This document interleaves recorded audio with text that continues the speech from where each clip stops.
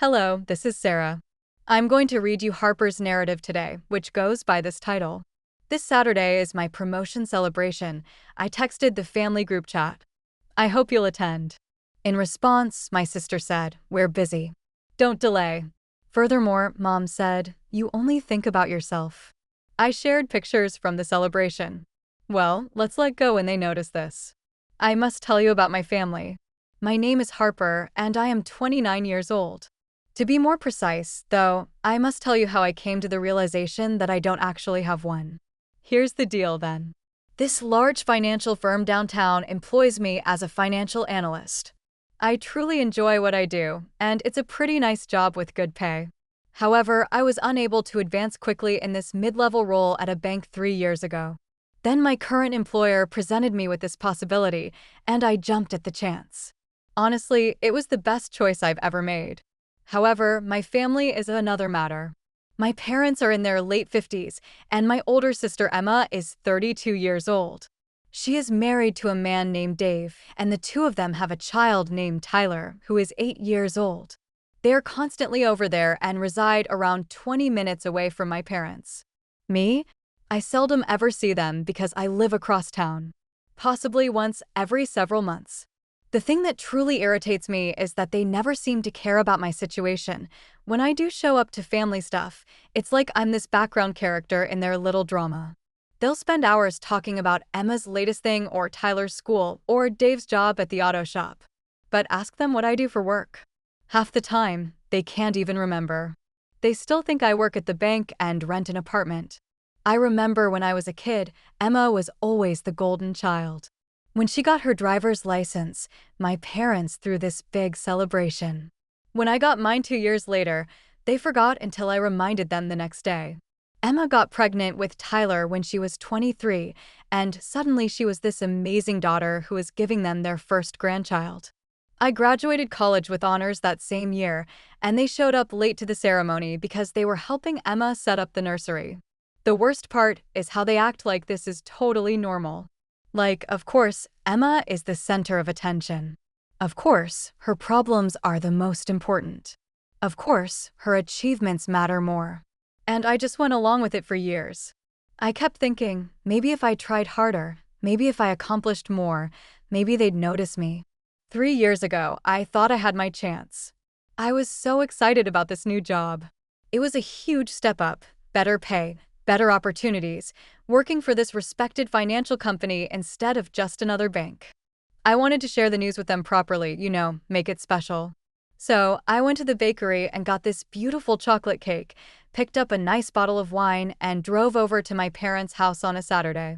When I got there, Emma and Dave were already at the kitchen table with Tyler. Perfect, I thought. The whole family's here. I put the wine and cake on the counter, and my mom looked at me confused.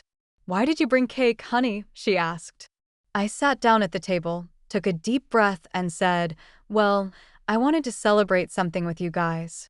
I have some really good news about work." And I thought, oh my God, you guys. Emma cut me off, practically bouncing in her chair. "Dave and I have been dying to tell you our news." And just like that, the attention shifted. Emma started going on about how she and Dave had decided to open their own business, a car wash of all things. She was talking about location scouting and business loans, and how exciting it was going to be. Then she pointed to my cake and wine and said, "This is perfect timing. We can use these to celebrate our big announcement." Dave started explaining their business plan. Tyler was asking if he could help wash cars. And my parents were asking a million questions. They opened my wine. They cut my cake. And I just sat there, watching them celebrate Emma's dream with the supplies I brought to celebrate my own achievement. I stayed for about an hour, listening to them plan out Emma's future success. Nobody asked me why I brought the cake and wine in the first place. Nobody seemed to remember that I had said I had news to share. I was just there. Finally, I quietly excused myself, said I had to go, and left. They barely looked up when I said goodbye. That night, sitting in my apartment, I made a decision. I wasn't going to do this anymore. I wasn't going to keep trying to get their attention, keep hoping they'd care about my life. If they weren't interested, fine. I'd stop trying to make them interested. 6 months ago, I bought my first apartment, got a mortgage, went through the whole process, had a little housewarming party with my friends and coworkers. It was amazing, and I didn't tell my family a single thing about it. Last month, I took a vacation to the Maldives. Best trip of my life. Crystal clear water, perfect weather, amazing food. I had the time of my life. Didn't post a single photo on social media. Didn't mention it to anyone in my family. Because here's what I learned. When you stop expecting people to care, you stop getting disappointed when they don't. But yesterday, something happened that's going to change everything. I got promoted. Not just any promotion. I'm now the head of one of our financial analysis departments.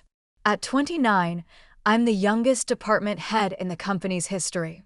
My boss, the financial director who recruited me from the bank 3 years ago, called me into his office and told me I'd earned it. I'm finally where I've been working toward for years. And for the first time since that day with the cake and wine, I want to celebrate with my family. So, I decided to throw a party. A real party, not just drinks with coworkers. And yeah, I'm inviting my family, too. I sent a text to our group chat yesterday. Hey, everyone. I'm having a promotion party at my place next Saturday at 7. Hope to see you there. Emma replied first. Sorry, Harper, but Dave and I already have plans that Saturday. We're taking Tyler on a camping trip. Maybe next time. Camping trip, right? Emma hates camping. She complains if the air conditioning in a restaurant is too cold, but suddenly she's ready to rough it in the wilderness. But whatever, I told myself. Maybe my parents would come. They're retired. They don't have weekend plans that often. Then my mom chimed in about 20 minutes later. Harper, I already told my book club ladies they could come over Saturday for our monthly meeting. I've been planning this for weeks. You really should have given us more notice. I stared at that message for a solid 5 minutes. More notice? I gave them almost 2 weeks. And since when do I always spring things on them? I barely tell them anything anymore. But the real kicker came next. Your father, and I won't be able to make it either. You know how important my book club is to me, and you're being very inconsiderate with your timing. You only think about yourself, Harper. That line hit me like a punch to the gut. Here I am, finally achieving something major, wanting to share it with my family, and somehow I'm the selfish one for inviting them to celebrate. I sat there, looking at those messages, and you know what I felt? Not sadness, not disappointment, just this weird sense of clarity. Like, suddenly, everything made perfect sense. I typed back, no problem at all. I completely understand. Have fun with your plans. And that was it. I didn't argue, didn't try to convince them, didn't point out that this was a big deal for me because what would be the point? They'd already shown me exactly how they felt about my success. The funny part is, I didn't even get a chance to tell them my new address. I was going to send it after they confirmed they were coming. But since they're not coming, they don't need to know where I live, do they? So, I threw myself into party planning instead. I called this amazing restaurant downtown and ordered a full spread, fancy appetizers, main courses, desserts, the works. I scheduled the cleaning service to come Friday night, so everything would be perfect. Bought good wine, beer, whatever people wanted. My friend Jessica is bringing her camera to take pictures. My coworker Mike offered to help set up. Even my boss seemed genuinely excited about coming, which honestly means more to me than any family approval ever could. The week flew by, and honestly, I barely thought about my family's rejection. I was too busy getting ready and too excited about celebrating with people who actually matter. Saturday came, and I spent the whole day getting ready. Got my hair done, picked out this great dress, set up the apartment so everything looked perfect. The food arrived right on time. The place looked amazing, and I felt good. Really good. At 7 sharp, people started showing up. Jessica came first with this beautiful bouquet of flowers. Then Mike and his girlfriend, then more coworkers, then some of my college friends who still live in the city. By 8 o'clock, my apartment was full of laughter and conversation and genuine celebration. And you know what the best part was? Nobody asked where my family was. These people know me well enough to understand that if they're not there, there's probably a good reason. Around 9, my boss stood up with his wine glass and called for everyone's attention. I want to make a toast, he said, and the whole room went quiet. Harper, he started, Looking right at me, you have completely earned this promotion. In the 3 years since I recruited you from that bank, you've exceeded every expectation I had. You're dedicated, you're brilliant, and you have this incredible ability to see solutions where other people only see problems. I could feel myself getting emotional. Nobody in my family has ever talked about me like that. What makes this even more special, he continued, is that Harper is now the youngest department head in our company's history. At 29, she's achieved something that most people don't reach until their 40s or 50s. I couldn't be more proud to have her on our team. The whole room erupted in cheers and applause. I actually had to wipe away tears, happy tears for once. But he wasn't done. With this promotion comes a significant salary increase. And honestly, Harper deserves every penny. I have no doubt that the next time we're celebrating her success, it'll be in some luxury house she's bought with all that new money. Everyone laughed and cheered again. Jessica was recording the whole thing on her phone, capturing this moment that I never want to forget. After that, other people made toasts. My friend Sarah talked about how proud she was to know me. Mike made some joke about how I was going to be everyone's boss someday. It was perfect. Absolutely perfect. The party went until almost midnight. People were having such a good time that nobody wanted to leave.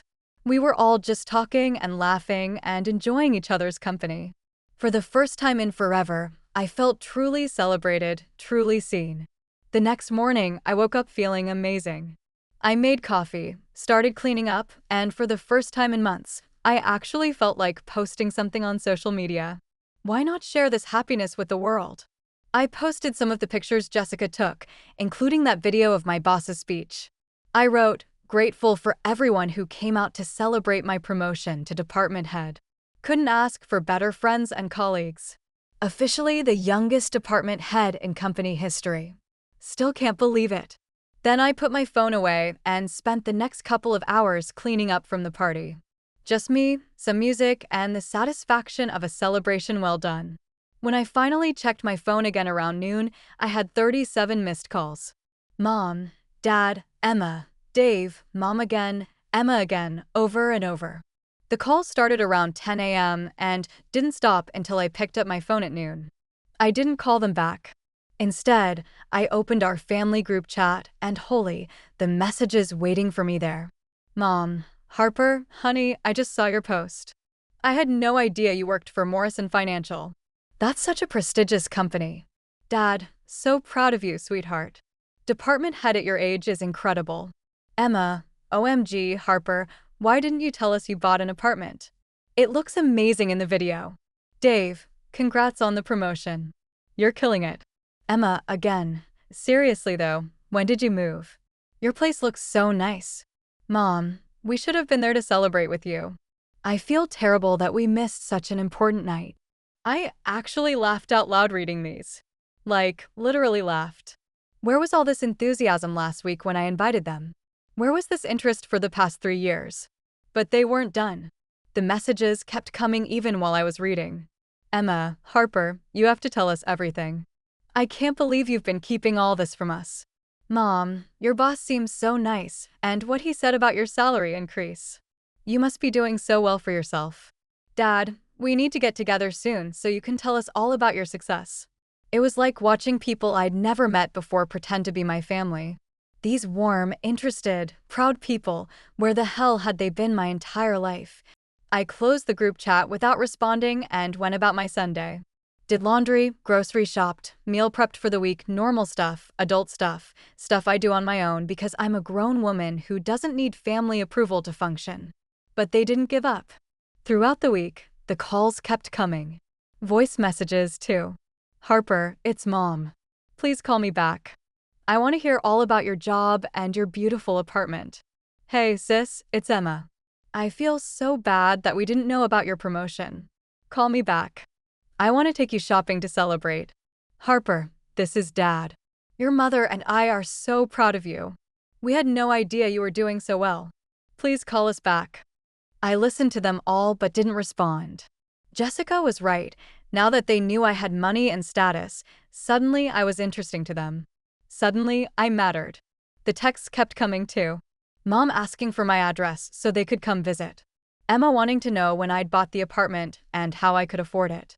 Dad sending links to articles about my company like he'd always followed financial news. It was pathetic, honestly, and kind of insulting. Did they really think I was going to fall for this sudden interest? Did they think I wouldn't notice that their affection was directly tied to my paycheck? By Friday, I guess they were getting desperate because Mom sent this long text. "Harper, I don't understand why you're not responding to us. We're your family and we love you. We want to be part of your success and celebrate with you. Please don't shut us out." I almost replied to that one, almost pointed out that they'd had plenty of chances to be part of my life and celebrate with me, and they'd chosen not to. But I caught myself. What would be the point? Saturday morning, I was at home in my pajamas, drinking coffee and reading when my doorbell rang. I figured it was a package. I'd ordered some new work clothes online to celebrate my promotion. I opened the door and there they were. All of them, Mom, Dad, Emma, Dave, even Tyler, standing in my hallway with a grocery bag and fake smiles.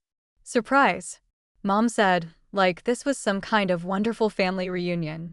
They pushed past me into my apartment before I could even react.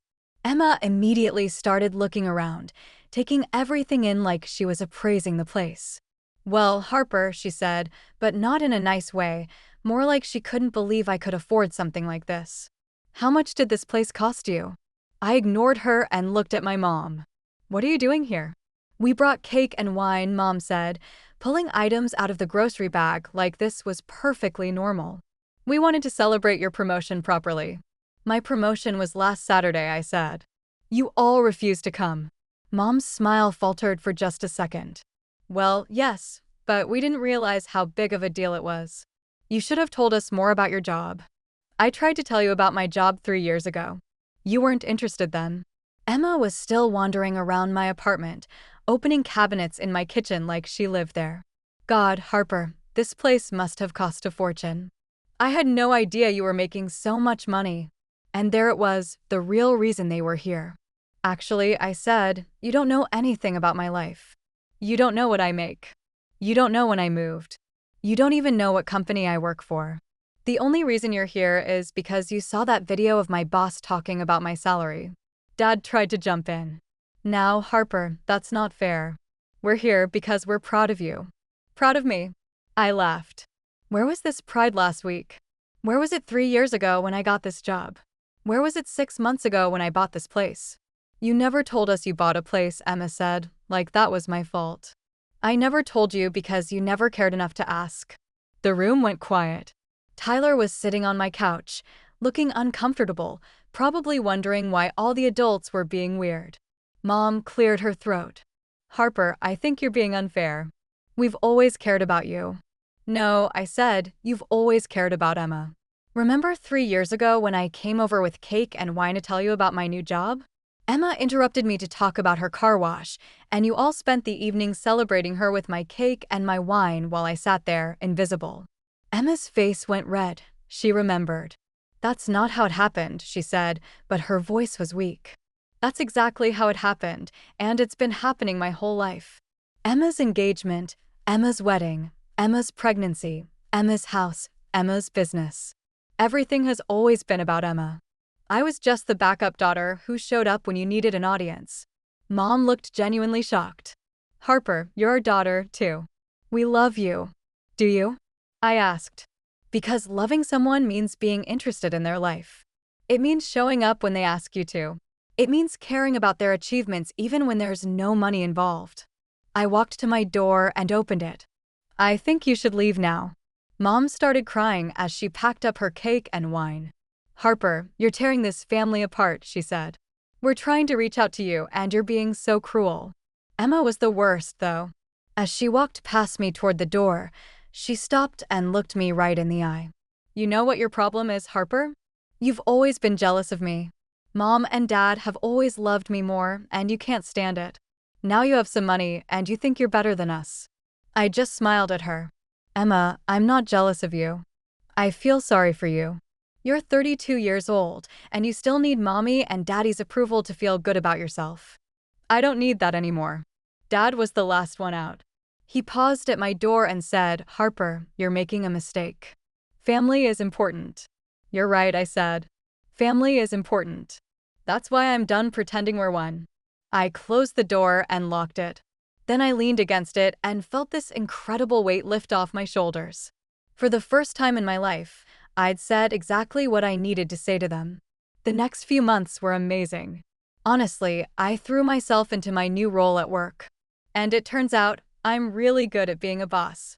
My team respects me. My projects are successful. And I even got mentioned in the company newsletter as a rising star to watch. I went on dates without feeling like I had to hide them from anyone. I bought expensive things without feeling guilty. I traveled whenever I wanted. I lived my life exactly how I wanted to live it. My family tried reaching out a few times. Emma posted some passive-aggressive stuff on Facebook about how sad it is when family members turn their backs on the people who love them. I didn't engage. Mom sent a few texts asking me to come home for dinner and work things out. I deleted them without responding. But then, about 4 months after that confrontation, Mom started calling me repeatedly one Tuesday afternoon. Like 5 calls in a row. I finally picked up because I was curious. "Harper," she said, and I could hear the desperation in her voice. "Thank God you answered. I need to talk to you about Emma." "What about Emma?" "She's in trouble, honey. Big trouble. The car wash business is failing, and they owe the bank a lot of money. They might lose everything." I waited for her to get to the point. "Harper, I know you make good money now, and Emma needs help. Could you possibly lend her some money to save the business?" And there it was, the real reason for the call. "No," I said simply. "Harper, please. She's your sister. This is what family does for each other." "Mom, you're right. This is what family does. But you made it very clear that I'm not really part of this family." Emma made it clear, too. "So, no, I'm not giving her any money. But Harper, if you don't help her, she could lose her house. She has a child to think about." "That's not my problem." Emma chose to start a business. Emma chose to take out loans. Emma chose to risk her family's financial security. Those were her choices, not mine. Mom started crying. "Harper, how can you be so heartless?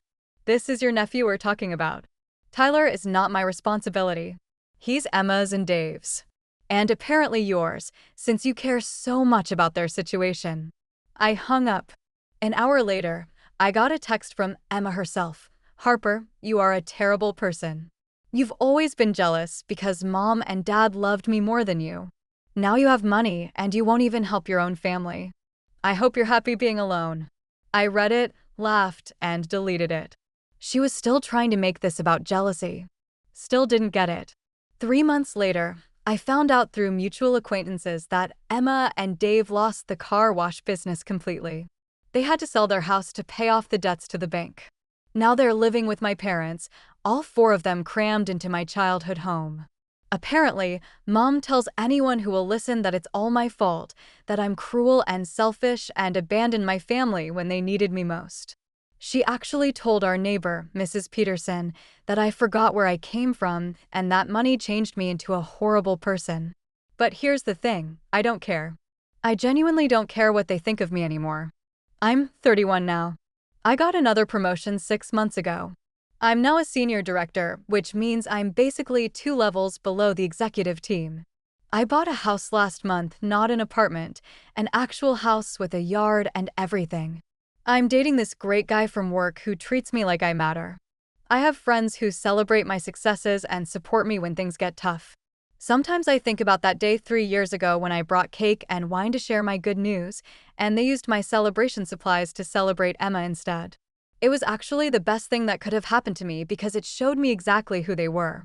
They're not bad people, exactly.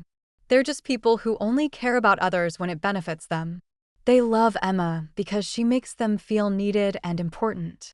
They wanted me back when they thought I could solve their financial problems. However, I've come to realize that you can't force others to love you the way you want to be loved. You can't make them realize how valuable you are. When they've determined you don't matter, you can't force them to give you priority. Finding people who already value you, who celebrate your victories because they sincerely care about your pleasure, and who are there for you when you need them without expecting anything in return are all things you can do. Sincerely, I've never been happier than I am now that I have those people. My family's drama, guilt trips, and conditional affection are all acceptable. I'll hold on to my achievement, my peace, and my chosen family of genuinely caring individuals.